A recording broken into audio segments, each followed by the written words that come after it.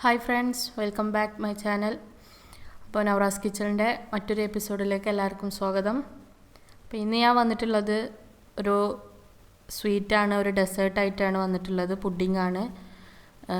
Biscuit വെച്ചിട്ടാണ് ഇത് ഉണ്ടാക്കുന്നത്. ബിസ്ക്കറ്റ്, ക്രീം, അതുപോലെ തന്നെ കോഫി, അങ്ങനത്തെ കുറച്ച് ഐറ്റംസൊക്കെ വെച്ചിട്ട് പെട്ടെന്ന് തന്നെ നമുക്ക് ഉണ്ടാക്കാൻ പറ്റിയ നല്ലൊരു പുഡിങ്ങാണിത്. നല്ല ടേസ്റ്റിയാണ്. വിരുന്നുകാർക്കൊക്കെ വരുമ്പോൾ കൊടുക്കാൻ പറ്റും. അപ്പോൾ എല്ലാവരും നവറാസ് കിച്ചൺ സബ്സ്ക്രൈബ് ചെയ്യുക ആദ്യം തന്നെ, ചെയ്യാത്തവരുണ്ടെങ്കിൽ. അപ്പോൾ നമുക്ക് നമ്മുടെ റെസിപ്പിയിലേക്ക് പോവാം. അപ്പോൾ ഒരു ബൗൾ എടുത്തിട്ടുണ്ട്. ആ ബൗളിലേക്ക് ആദ്യം തന്നെ പഞ്ചസാര ചേർത്ത് കൊടുക്കുകയാണ്. പഞ്ചസാര പൊടിച്ചിട്ടാണുള്ളത്. ഒരു 2 ടേബിൾ സ്പൂണോളം പഞ്ചസാര എടുത്തിട്ടുണ്ട്.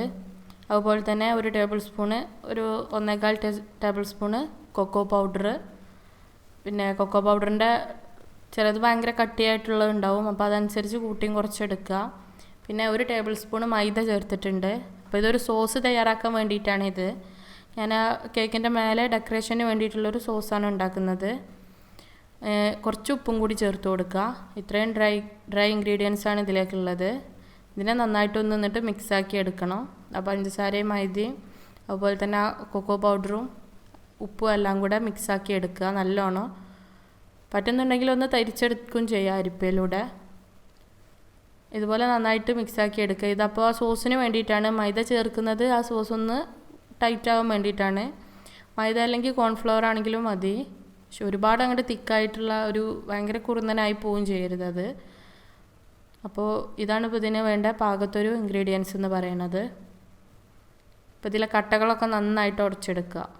അപ്പോൾ അത് നല്ല തരിച്ചെടുത്തിട്ടുണ്ട്. ഇനി ഞാനൊരു പാൻ അടുപ്പത്ത് വെച്ചിട്ടുണ്ട്. ഒരു സോസ് പാൻ അടുപ്പത്ത് വെച്ചിട്ട് അതിലേക്ക് ഈ കാണുന്ന അളവിൽ ഏകദേശം ഒരു കപ്പ് പാലുണ്ടാവും. അത്രയും പാൽ ഇതിലേക്ക് ചേർത്ത് കൊടുക്കുക. നമ്മൾ സാധാരണ ഗ്ലാസ് അളക്കുകയാണെന്നുണ്ടെങ്കിൽ ശരിക്കും കറക്റ്റ് ഒരു ഗ്ലാസ് പാൽ, അത്രയാണ് ഇതിൻ്റെ കണക്ക്. ആ പാൽ ഇതിലേക്ക് ചേർത്ത് കൊടുത്തിട്ട് പാലൊന്ന് ജസ്റ്റ് ചൂടായി വരട്ടെ. അതിലേക്ക് നമ്മൾ ബട്ടർ ഇട്ട് കൊടുക്കുക. ഈ ബട്ടറും പാലും കൂടെ നന്നായിട്ടൊന്ന് ചൂടായി ബട്ടർ അതിൽ നല്ലോണം മെൽറ്റായി ചേർന്ന് വരണം. അപ്പോൾ ബട്ടർ നല്ലോണം മെൽറ്റായിട്ടുണ്ട്. പാലും നന്നായിട്ട് തിളച്ച് വന്നിട്ടുണ്ടായിരുന്നു. അപ്പോൾ ഞാൻ ലോ ഫ്ലെയിമൊക്കെ ആക്കി. ഇനി ഇതിലേക്ക് വാനില എസെൻസാണ് ചേർക്കുന്നത്. മറ്റേ ചോക്ലേറ്റിൻ്റെ ആ ഒരു ടേസ്റ്റിൽ വാനില എസെൻസാണ് യൂസ് ചെയ്തിട്ടുള്ളത്. ഇത് നന്നായിട്ട് മിക്സാക്കി കൊടുക്കുക. ഇനി നമ്മൾ നേരത്തെ തരിച്ച് വെച്ചിട്ടുള്ള ആ പൊടി കുറേശ്ശെയായിട്ട് ഇതിലേക്ക് ഇട്ടിട്ട് നല്ലോണം മിക്സാക്കിയിട്ട് എടുക്കണം. അപ്പോൾ കുറേശ്ശെ ഇട്ടിട്ട് മിക്സാക്കി കൊടുക്കുക. ആദ്യം തന്നെ എല്ലാം കൂടെ ഇട്ടാൽ കട്ട കുത്തി പോവും. അപ്പോൾ നമ്മളിത് മിക്സാക്കി എടുക്കുന്ന സമയത്ത് ഫ്ലെയിം നന്നായിട്ട് കുറച്ച് വെച്ചിട്ട് വേണം മിക്സാക്കാൻ, അല്ലെങ്കിൽ ആ മൈദ ഉള്ളത് കൊണ്ട് അടി പിടിക്കാൻ ചാൻസ് ഉണ്ട്. ഫ്ലെയിം നല്ലോണം കുറച്ച് വെക്കുക. എന്നിട്ട് നല്ലോണം ഇതുപോലെ കട്ട ഉടച്ചെടുക്കുക. ഇപ്പോൾ ഇതിവിടെ കട്ടൊക്കെ ഉടഞ്ഞിട്ടുണ്ട് നല്ലോണം. നല്ലൊരു തിക്ക് പരുവത്തിൽ തന്നെ വന്നിട്ടുണ്ട്. ഈ ഒരു പരുവത്തിൽ മതി. ഇതിനേക്കാളും ആയി കഴിഞ്ഞാൽ നമ്മൾ വരകിയ പോലെ ആയിപ്പോവും. അങ്ങനെയൊന്നും ആവരുത്. ഇതുപോലെ നല്ലൊരു പറ്റ ലൂസും അല്ല, എന്നാലോ വല്ലാണ്ട് തിക്കും അല്ലാത്ത രൂപത്തിൽ കിട്ടണം. ഒരു സോസ് പരുവം അറിയാമല്ലോ നമുക്കത്. ഇതുപോലെ കോരി ഒഴിച്ച് നോക്കുമ്പോൾ മനസ്സിലാവും. ഇപ്പം നല്ല റെഡി ആയിട്ടുണ്ട്. ഇങ്ങനെയാണ് വരേണ്ടത്. അപ്പോൾ മധുരമൊക്കെ നമ്മൾ പാകത്തിനതിലുണ്ടോയെന്ന് നോക്കുക ചേർക്കുമ്പോൾ. അപ്പോൾ ഈ പാത്രത്തിലേക്ക് ഒഴിക്കുമ്പോൾ നിങ്ങൾക്ക് കാണുന്നുണ്ടാവും ആ സോസിൻ്റെ പരുവം എങ്ങനെയാണെന്നുള്ളത്. അപ്പോൾ ഈ ഒരു പരുവത്തിലാണ് നമ്മൾ ഇതിലേക്കുള്ള സോസ് തയ്യാറാക്കി എടുക്കേണ്ടത്. ഇനി നമ്മളടുത്ത് ചോക്ലേറ്റിൻ്റെ സിറപ്പ് വേറെ ഉണ്ടെന്നുണ്ടെങ്കിൽ അത് യൂസ് ചെയ്താലും മതി. ഇതാകുമ്പോൾ കുറച്ചും കൂടി ടേസ്റ്റി ആവുമെന്ന് മാത്രം. അപ്പോൾ അതവിടെ റെഡി ആയിട്ടുണ്ട്. ഇനി അടുത്തത് നമുക്ക് കോഫി തയ്യാറാക്കാം. അതിനായിട്ട് ഞാനൊരു 1 ടേബിൾ സ്പൂണ് കോഫി പൗഡർ ഇട്ടിട്ടുണ്ട്. അപ്പോൾ നമ്മൾ പുഡിംഗ് ഉണ്ടാക്കുമ്പോൾ ബിസ്ക്കറ്റ് കോഫിയിൽ മുക്കിയിട്ടാണ് ഉണ്ടാക്കുന്നത്. അപ്പോൾ ആ 1 ടേബിൾ സ്പൂണ് കോഫിയിലേക്ക് നമ്മൾ നല്ല തിളച്ച വെള്ളം ഒഴിച്ച് കൊടുക്കുകയാണ്. കുറച്ച് കട്ടിയിലുള്ള നല്ലൊരു സ്ട്രോങ് ആയിട്ടുള്ളൊരു കോഫി തന്നെ ആയിക്കോട്ടെ. കാരണം ആ ബിസ്ക്കറ്റുമ്പോൾ നന്നായിട്ട് ആ കോഫിയുടെ ഫ്ലേവർ പിടിക്കാൻ വേണ്ടിയിട്ടാണ്. ഓക്കെ, അപ്പോൾ ആ രണ്ടാമത്തെ ഇതും തയ്യാറാക്കി. ഇനി നമ്മൾ തയ്യാറാക്കുന്നത് വിപ്പിംഗ് ക്രീമാണ്. സാധാരണ നമ്മൾ കേക്കിനൊക്കെ തയ്യാറാക്കുന്ന പോലെ തന്നെ ക്രീം എടുക്കുക. അപ്പോൾ ഞാനിവിടെ പക്കിൻ്റെ ക്രീമാണ് യൂസ് ചെയ്തിട്ടുള്ളത്. അത് നല്ല അത്യാവശ്യം ഒരു തണുപ്പുണ്ടായിക്കോട്ടെ. ഫ്രീസ് ചെയ്യരുത് ഒരിക്കലും. നമ്മൾ ഫ്രിഡ്ജിൽ നിന്ന് എടുത്ത പാടന്നെ യൂസ് ചെയ്യുക, ആ തണുപ്പോട് കൂടി തന്നെ. എന്നിട്ട് ഇതുപോലെ തന്നെ ആദ്യം ലോ ഫ്ലെയിമിലിട്ടിട്ട് ബീറ്റ് ചെയ്തിട്ട് പിന്നെ ഹൈ ഫ്ലെയിമൊക്കെ ആക്കി മാറ്റുക. എന്നിട്ട് മധുരം പാകത്തിനുള്ള പഞ്ചസാര അതിലേക്ക് ചേർത്ത് കൊടുക്കുക. പൊടിച്ച പഞ്ചസാര വേണം ചേർക്കാനായിട്ട് ക്രീം തയ്യാറാക്കുമ്പോൾ. ഇടയിലായിട്ട് പഞ്ചസാര പൊടിച്ചത് കുറേശ്ശെ ഇട്ട് കൊടുക്കുകയാണ്. ഒരു ഏകദേശം മധുരമാകുമ്പോൾ നമ്മൾ നിർത്തി കൊടുക്കുക. അപ്പോൾ ഞാനിതിലേക്ക് ഏകദേശം ഒരു 3 ടേബിൾ സ്പൂൺ 4 ടേബിൾ സ്പൂണോളം പഞ്ചസാര പൊടിച്ചത് ചേർത്തിട്ടുണ്ട്. ഇപ്പോൾ എന്നിട്ട് ബീറ്റ് ചെയ്തെടുത്തപ്പോൾ നല്ല തിക്കായിട്ട് തന്നെ വന്നിട്ടുണ്ട് ക്രീം. ഈ ഒരു പരുവത്തിൽ തന്നെ എടുക്കുക. ഇനി അതിലേക്ക് ക്രീം ചീസാണിത്, ഇതാണ് ചേർത്ത് കൊടുക്കുന്നത്. ഒരു 2 ടേബിൾ സ്പൂണ് ക്രീം ചീസ് ചേർത്ത് കൊടുക്കുക. ഇങ്ങനെ ഈ ക്രീം ചീസിൻ്റെ ടേസ്റ്റും കൂടി ഉണ്ടാകുമ്പോൾ ഒരു പ്രത്യേക ഫ്ലേവറാവും ഇതിന് കിട്ടുക. അതുപോലെ തന്നെ ഇത് ഞാൻ യൂസ് ചെയ്തിട്ടുള്ളത് ബട്ടർ സ്കോച്ച് ഐസ്ക്രീം എസൻസ് ആണിത്. ബട്ടർ സ്കോച്ച് അല്ല, ഐസ്ക്രീം എസൻസ് എന്ന് പറഞ്ഞിട്ട് വാങ്ങാൻ കിട്ടും. അതില്ലെങ്കിൽ നിങ്ങൾക്ക് വാനില എസൻസ് യൂസ് ചെയ്താലും മതി. അതും കൂടെ ചേർത്തിട്ട് നന്നായിട്ട് ഇതിനെ ബീറ്റ് ചെയ്തെടുക്കുക. അപ്പോൾ ഈ ക്രീം ചീസിൻ്റെ അളവ് കൂട്ടണമെന്നുണ്ടെങ്കിൽ കുറച്ചും കൂടെ കൂട്ടി യൂസ് ചെയ്യാം. ഈ വിപ്പിംഗ് ക്രീമിൻ്റെ കൂടെ ആ ക്രീം ചീസിൻ്റെ ഫ്ലേവറും കൂടി വരുമ്പോൾ ഒരു പ്രത്യേക രസം തന്നെയാണ്. ഇനി നമുക്കിത് സെറ്റ് ചെയ്ത് തുടങ്ങാം.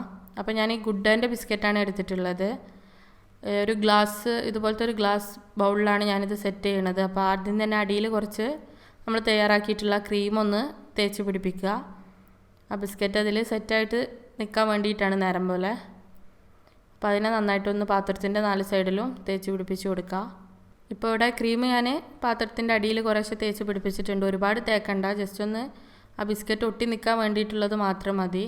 എന്നിട്ട് ബിസ്ക്കറ്റിന് ഇതുപോലെ നമ്മൾ നേരത്തെ തയ്യാറാക്കി വെച്ച കോഫിയിൽ മുക്കിയിട്ട് വെച്ച് കൊടുക്കുക.